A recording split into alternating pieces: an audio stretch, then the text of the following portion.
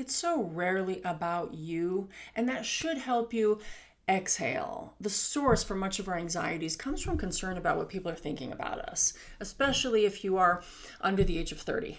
Why about 30? Because of the intersection of what's happening with you neuropsychologically, then social cognition wise, and cultural and generational markers. Gen Z is much more anxious than past generations were at their same age.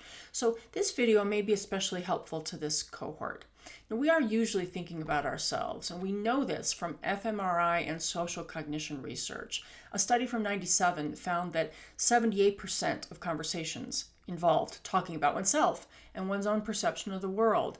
fMRI data show that the part of the brain that is thinking about ourselves lights up most of the time, whether we are conscious of our thoughts or not, and even when we're not given a self-referential task.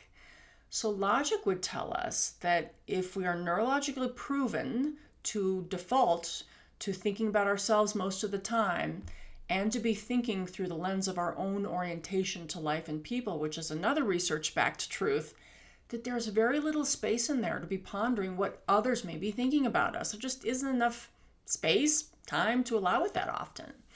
And hey, it gets better. We process information through a number of lenses. The first lens assumes that others think like us and have similar opinions. A lot of research has shown this, that we overestimate how like us others are. And then in addition to that default mode, we sort of feign criticism of others' behaviors, when in reality we are usually really reacting to our own, shall we say, developmental opportunities. These are defense mechanisms, a primary one of which is called projection. We project onto others sometimes, maybe often, the issues that we ourselves are struggling with. It's a situation where it's just easier to see problems in other people instead of those same problems in ourselves. You can think of these as emotional hot buttons. Now, we usually don't mean to be doing this, though. It's an unconscious process most of the time. And I'm reminded of something that the famous psychotherapist and philosopher Carl Jung said about this. Until you make the unconscious conscious, it will direct your life, and you will call it fate. Wise words.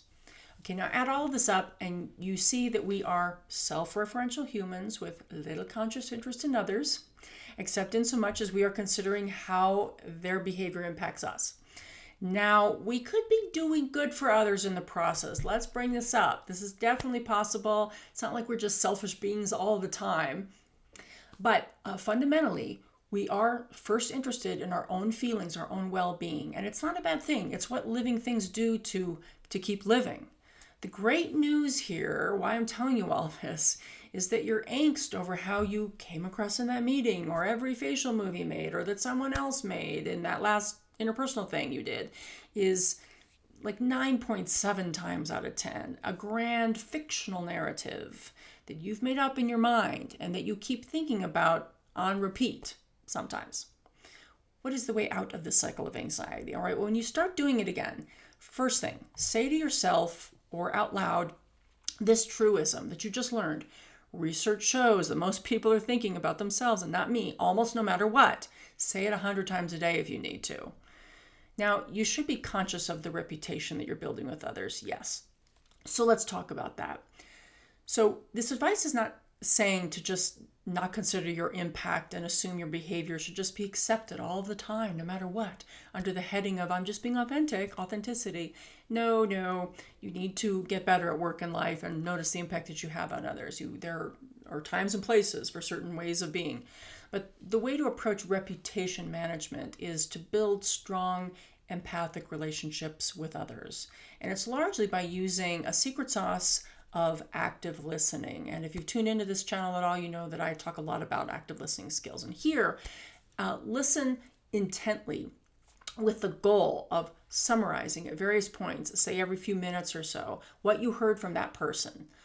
Also challenge yourself to listen not just for the facts, but also for the feelings you're hearing or the values or drivers in there too. Say what you heard back and ask if you got it right. Do this a number of times in a given conversation. You're saying X and Y and seems like you feel this about it, or an important part of this for you, or a driver here or value is this. Do I have that right?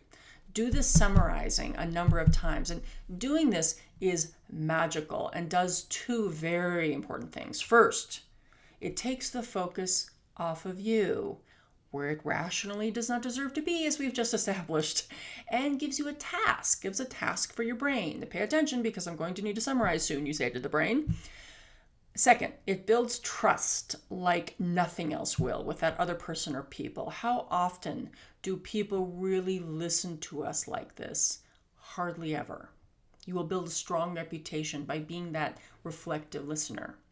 If you start doing these two things, reminding yourself that it's hardly ever about you, and summarizing facts and feelings and values you hear from others, I promise your anxiety will go way, way down. Give it a 3-week shot. And help others by reporting back in the comments section, okay? If you're watching this on YouTube, you can subscribe to my channel, the Dr. K2 channel, for more on loving work and leading teams. See ya.